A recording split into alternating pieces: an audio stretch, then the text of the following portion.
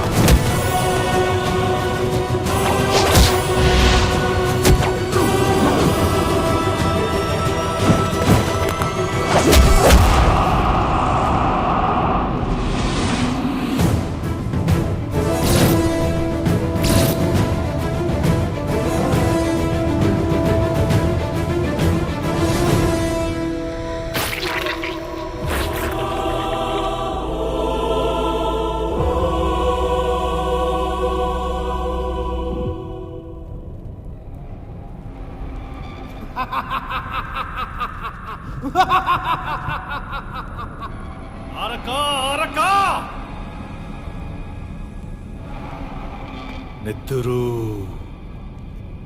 నెత్తురు, ఎర్రటి నెత్తురు ఎలా వచ్చిందని ఆలోచిస్తున్నావా? నేను నీలా మోసం చేసి విషం కలిపేవాణ్ణి కాను. నా చేతులకున్న బలంతో రప్పించాను. ఆహా, నీలో పొంగుతున్న ఆక్రోశాన్ని ఎలా చెప్పను? జ్వాలాముఖిలా నీలో రగులుతున్న రోష ఆవేశాన్ని ఎలా వర్ణించగలను? దగ్గరుండి వెన్నపోటు పొడిచే నయవంచకుడా, ఎర కోసం వేచి ఉండి వెంటాడి వేటాడే వేటగాడా, నమ్మించి మోసం చేసే కీచకుడా, అరకా ఏవి పీకలేక ఒక అసమర్థుడులా కూర్చోవాలనుందా?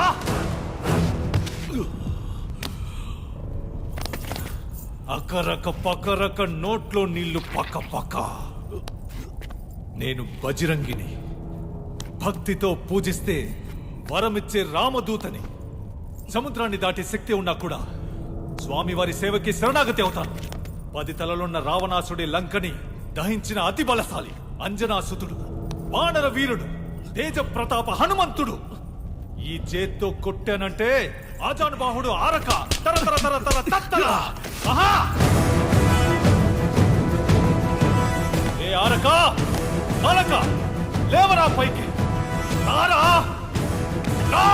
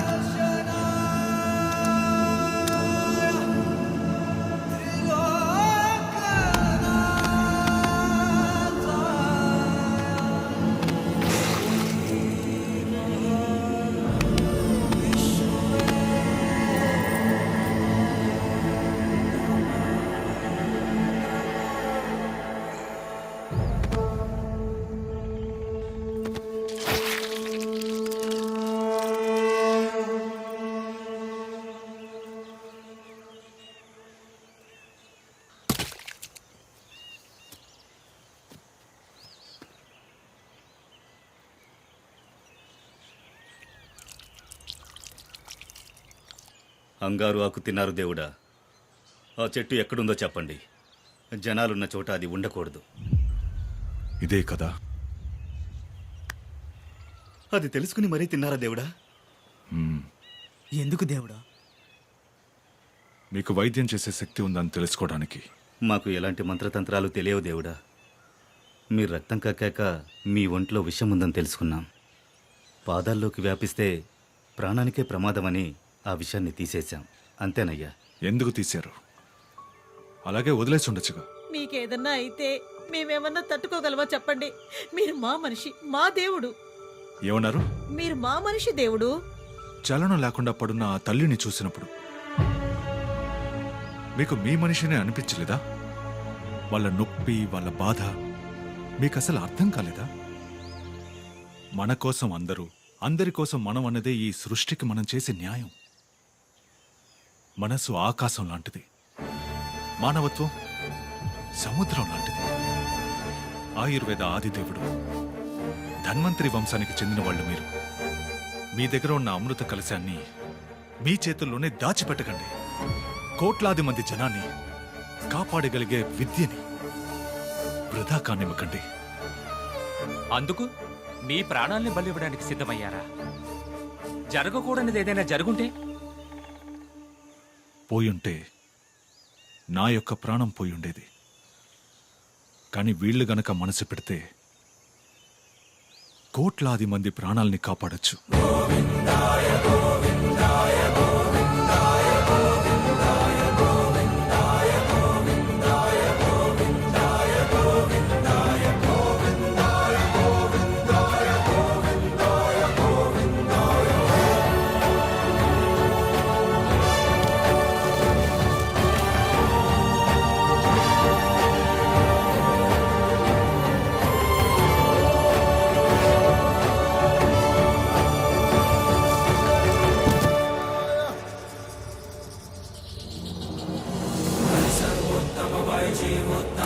सर्वोत्तम